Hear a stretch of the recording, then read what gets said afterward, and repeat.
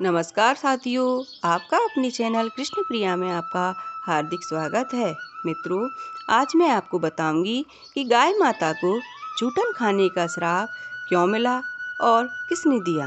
मित्रों, कथा प्रारंभ करने से पहले आप हमारे चैनल कृष्ण प्रिया को ज़रूर सब्सक्राइब कर लें। आइए अब हम इसकी कथा के बारे में जानते हैं।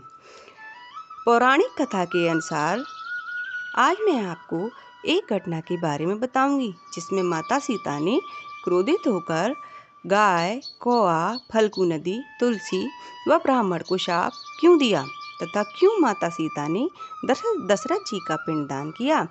जब श्री राम, लक्ष्मण और माता सीता वनवास काट रहे थे तब श्री राम के वियोग में दशरथ जी की मृत्यु हो चुकी थी। उस समय पितृपक्ष चल रहा था और उन्हें पिंडदान करना था, जो किसी पवित्र नदी के किनारे जाकर किया जाता है। वे तीनों गया की फल्गु नदी के तट पर पहुंचे।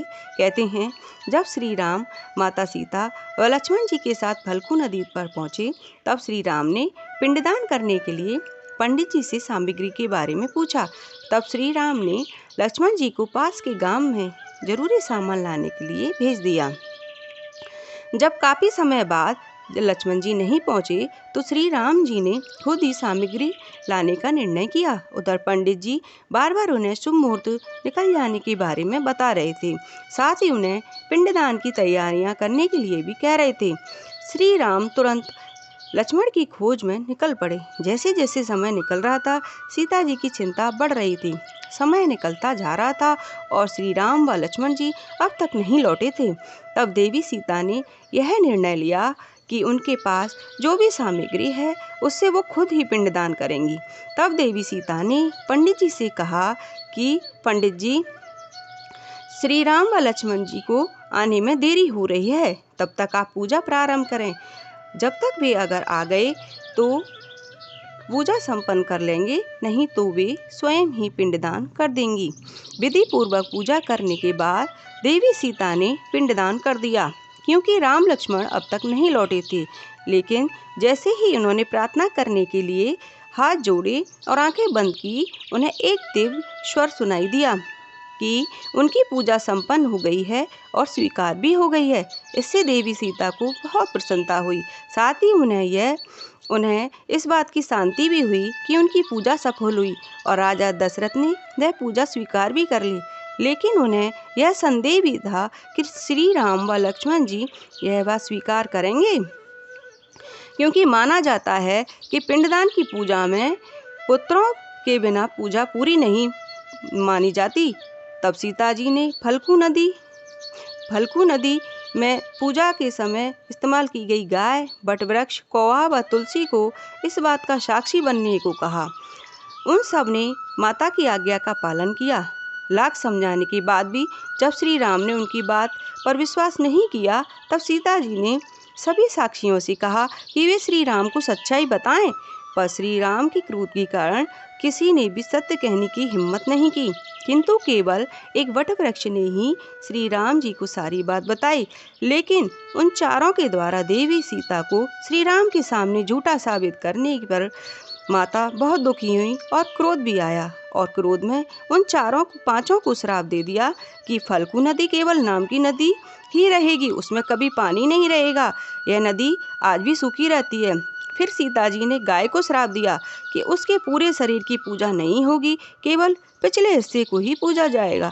साथ ही गाय को यहाँ वहाँ भटकने का श्राप भी दिया।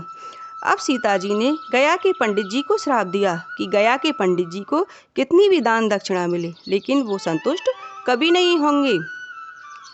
सीता जी ने तुलसी जी को श्राप दिया कि वो गया की मिट्टी में कभी भी नहीं उगेंगी।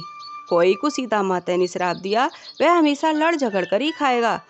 लेकिन सीता जी ने केवल एकमात्र साक्षी वटवृक्ष को आशीर्वाद दिया कि पिंडदान में वटवृक्ष की उपस्थिति जरूर होगी। साथ ही वटवृक्ष को लंबी आयु व छाया प्रदान करने का आशीर्वाद भी दिया तथा यह आशीर्वाद भी दिया कि पतिव्रता स्त्रियां इसकी पूजा करके अपने पति की दीर्घायु की कामना करेंगी। मित्रों, गाय को श्राप के संदर्भ में माता पार्वती की भी एक कथा प्रचलित है। गाय माता को पार्वती जी ने भी एक श्राप दिया था। इसकी पौराणिक कथा इस प्रकार है।